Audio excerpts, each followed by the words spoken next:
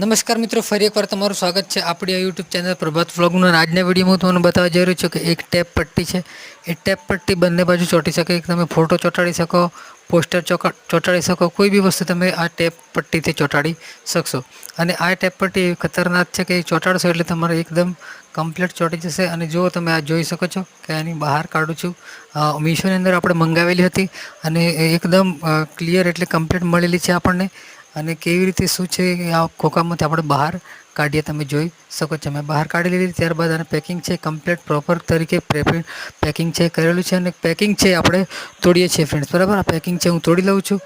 ત્યારબાદ દોસ્તો આ બંને બાજુ ચોંટી શકે તેવી ટેપ પટ્ટી છે, એટલે કે બંને બાજુ ચોંટી શકશે.